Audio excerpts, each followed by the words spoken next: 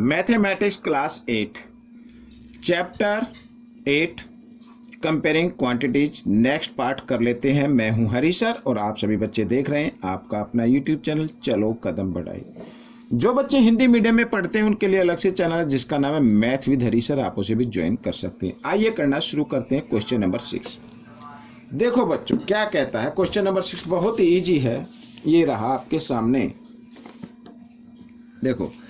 During a cell, एक cell के दौरान, ए shop offered a discount of 10% on the mark price of all the item. जितने भी item है उसके मार्क प्राइस पर 10% डिस्काउंट ऑफर करता है।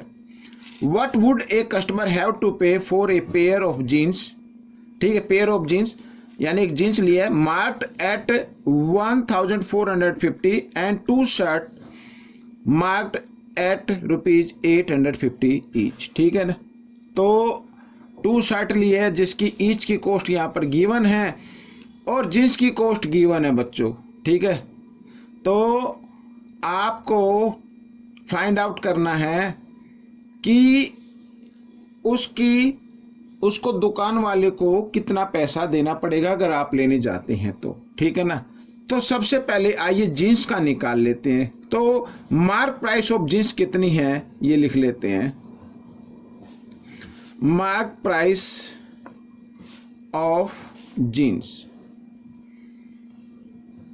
ठीक है, ये है बच्चों यहां पर ₹1450, ठीक है। इस पर भी डिस्काउंट कितना है, चाहे तो आप इकट्ठा भी निकाल सकते हैं। डिस्काउंट है 10%, तो आइए निकालते हैं। 10% का हो जाएगा इसका, या तो निकाल लीजिए या फिर माइंड में भी आप कर सकते हैं अगर मेंटल मैथ क्विज में आप पार्टिसिपेट कर रहे हैं तो, या फिर ऐसे निकाल लीजिए।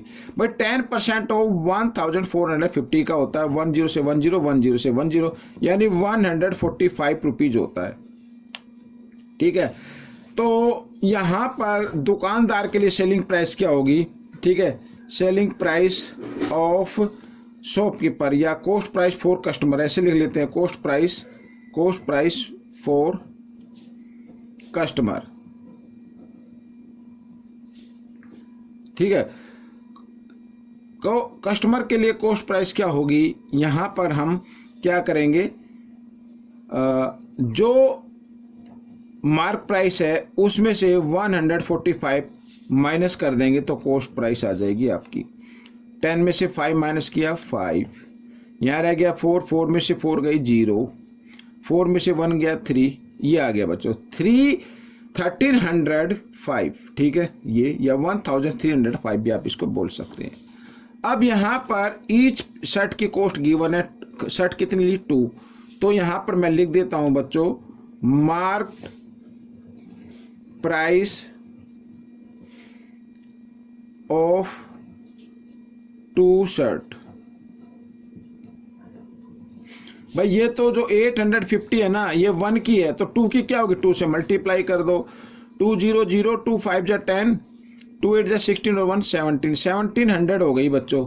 और इस पर भी क्या हो गया, डिस्काउंट कितना है लिख देते हैं। डिस्काउंट है बच्चों, इस पर भी डिस्काउंट गिवन है, स्पेलिंग रॉन्ग हो गई इधर। डिस्काउंट है 10% का, तो 1700 का 10% निकाल लीजिए। 1700 इंटू 10/100, ठीक है। 10 से 10 10 से 10 यानी 170 इस पर क्या मिल गई, छूट मिल गई। तो यहाँ पर बच्चों कॉस्ट प्राइस हमने कस्टमर के लिए निकाली थी, जींस की वो तो आ गई थी 1305। तो शर्ट के लिए भी निकालते हैं कॉस्ट प्राइस फॉर कस्टमर यहाँ पर, ठीक है, इधर निकाल लेते हैं। तो मार्क प्राइस क्या है 1700 है, इसमें से माइनस कर दो 170, आइए माइनस कर लेते हैं। 0 की 0, 10 में से 7 माइनस करेंगे 3, 6 में से 1 माइनस किया 5 और ये आ गया बच्चों, ठीक है। और कस्टमर को जो देना है, कस्टमर को जो 2 पैसे देने हैं दुकानदार को, वो देने हैं बच्चों भाई 1530 तो ये देने हैं और प्लस 1305 ये देने हैं। तो टोटल कितने हो गए, इधर मैं ऐड कर लेता हूँ, जगह कम है आप थोड़ा अच्छे से कर लीजिएगा। 5 का 5 आ गया, ठीक है, और ये 3 का 3 आ गया, ऐड कर रहे हैं 5 और 3 8 और 1 और 1 2, 2835 रुपीज उसको देना है। ठीक है, क्वेश्चन नंबर 7 कर लेते हैं। देखो क्या कहता है, a milk man sold 2 of his buffaloes for ₹20,000 each, यानी 2 भैंसे उसने बेची हैं, ठीक है, 20,000 की इसकी, यानी 20 की एक, 20 की दूसरी भैंस भी, यानी 40,000 के टोटल उसने बेच दिया।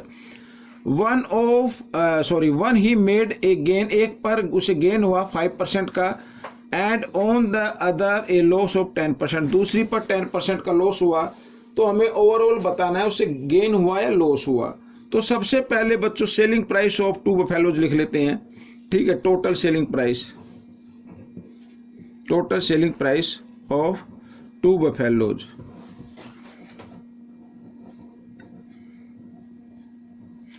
तो कितना होगा बच्चों, 20,000 और प्लस 20,000 कितना हो गया, 40,000 हो गया।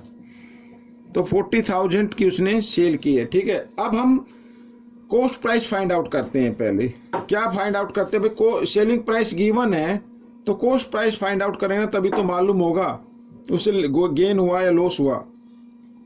तो cost price for first buffalo, cost price of first buffalo पर, तो फॉर्मूला वही होगा सेलिंग प्राइस, मैं फॉर्मूला लिख देता हूं, इनटू 100, और क्योंकि फर्स्ट पर गेन हुआ है तो 100 प्लस गेन, इस तरीके से। ठीक है ना, ये लिख देना है। तो सेलिंग प्राइस क्या है, 20,000 इंटू 100, और यहां पर क्या आ जाएगा 100 प्लस 5, इस तरीके से। ठीक है, तो अब आप चाहे तो इसको 5 से डिवाइड कर सकते हैं। 5 2 जा 10, 5 1 जा 5, और ये 5 2 जा 10 ये हो गया बच्चों। ठीक है, 2 2 जा 4, 4050 लगा दीजिए इधर, ये लगा दी, और 21, इससे हमें क्या कर देना है, डिवाइड कर देना है। ठीक है, या बाद में हम इसको देख लेंगे। एक तो ये आ गया। अच्छा, सेकंड पर लॉस हुआ है बच्चों, सेकंड पर क्या हुआ लॉस, उसकी कॉस्ट प्राइस कितनी होगी वो भी निकाल लेते हैं। Cost price of second buffalo, तो फॉर्मूला वही होगा सेलिंग प्राइस क्या है 20,000 इंटू 100, और क्योंकि लॉस हुआ है तो इसमें 100 माइनस लॉस हो जाएगा। प्रॉफिट जो होता है वो ऐड हो जाता है गेन, और लॉस होता है माइनस होता है, 10 माइनस हो जाएगा। तो यहाँ पर बच्चों आ जाएगा, इसको अगर मैं लिखूँ 2 1 जा 2, ठीक है, इस तरीके से, और टोटल 60 है, 60 हम लगा देते हैं, ये हो गया। और नीचे क्या आ गया 90 आ गया, और 0 से 0 हमने यहाँ पर कैंसिल कर दी है। ठीक है, ये कैंसिल हमने कर दिया है। अब आपको क्या करना है, अब आपको इनको ऐड कर लेना है। क्या कर लेना है, टोटल कॉस्ट प्राइस निकालनी है।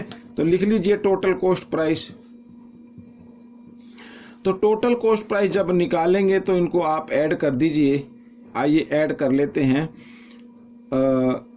यहाँ पर 40000 2 और 2 4 और 1 5 बाई 21 प्लस, और ये इधर कितनी है 60 है ना, नहीं 5 एक तो कट गई थी ना, 2 2 ये 9। अब दोनों के डिनोमिनेटर इक्वल नहीं है तो डिनोमिनेटर इक्वल करने हैं और क्वेश्चन को सोल्व करना है। ठीक है, आइए मैं इसी पेज पर बता देता हूँ, इस पर बता देता हूँ। तो ऐसी कंडीशन में आपको क्या करना है, एलसीएम लेना है भाई। क्या लेना है, एलसीएम लेना है।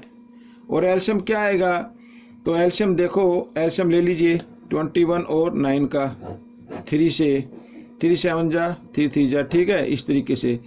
तो कितना आ जाएगा 63 आ जाएगा। ठीक है, 7 और 3 7 जा 21, 21 3 जा 63, तो 63 क्या आ गया, एलसीएम आ गया। ये मैं यहाँ पर लिख देता हूँ, 63 एलसीएम आ गया। अब भाई 63 बनाना है 21 का, तो 3 से मल्टीप्लाई करना होगा, और 3 से न्यूमरेटर को भी मल्टीप्लाई कर दें। 3 4 जा कितना हो गया 12 हो गया। तो ये इसके पीछे हम लगा देंगे 50, ठीक है, इस तरीके से 1 2 3 4 5, और आगे है प्लस का साइन। अब बच्चों यहाँ पर देखो, अब 63 आया ना, तो 9 से डिवाइड करेंगे तो 9 7 जा होता है, 7 को 2 से मल्टीप्लाई कर देंगे, 7 2 जा 14 होता है, और इसके पीछे भी 50, 1 2 3 4 5, ठीक है। आप इसको ऐड कर लीजिए, 50 है तो 50, 1 2 3 4 5, 4 और 2 से हो गया 6 और 1 और 1 हो गया 2, ठीक है। ये आ गया बच्चों इस तरीके से। अब आप चाहे तो इसको डिवाइड कर सकते हैं तो आपका आंसर निकल आएगा, ठीक है। तो आइए डिवाइड कर लेते हैं, 1 2 3 4 5, 1 2 3 4 5, ये इधर 63 से, तो 63 की टेबल 6 3 जा 18, 4 पे चला लीजिए, 4 पे, 4 3 जा 12, ठीक है, 4 3 जा 12 का 2 कैरी 1, 4 6 जा 24 और 1 25, इस तरीके से माइनस किया तो 10 में से 2 माइनस करेंगे 8, यहाँ पे रह गया 5, ठीक है, 5 का तो नहीं आएगा, 0 आ जाएगी, तो आगे 0 डाउन कर लेते हैं, तो 63 1 जा 63, ये आ गया, ठीक है। इस तरीके से माइनस किया तो मैं थोड़ा ऊपर कर लेता हूँ, तो कितना आएगा बच्चों, 10 में से 3 माइनस करेंगे 7 और यहाँ पे 1 आ जाएगा, एक 0 और आ गई।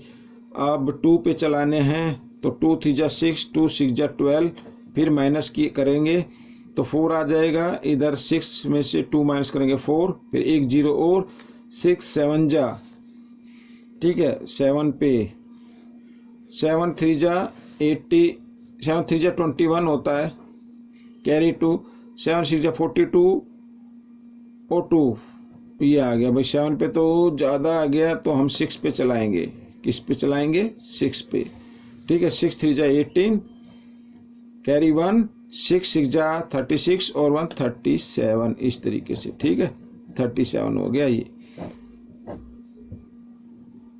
8, ये 8 है। अब 10 में से 8 माइनस करेंगे 2, यहाँ रहे 3, 13 में से 7 माइनस करेंगे 6, ये आ जाएगा, ठीक है। अब करना क्या है, एक 0 और डाउन कर लेनी है। आप देखो किस पे चलेगी टेबल, तो 9 पे चलानी है, 9 पे, 9 3 जा 27, कैरी 2, 9 6 जा 54 और 2 56, ये इस तरीके से। तो अब हम देख रहे हैं कि अप्रोक्स में इसका आंसर आएगा, किस में आएगा, अप्रोक्स में आंसर आएगा इसका, तो माइनस कर देते हैं इसको, तो यहाँ पे ये आ गया, ठीक है, अप्रोक्स में आंसर आएगा।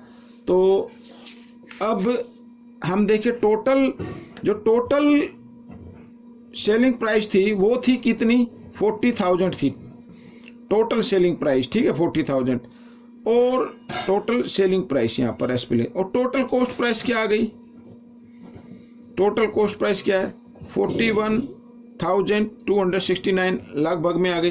तो यानी कि महंगी तो खरीदी है और सस्ती उसने बेच दी है, ठीक है।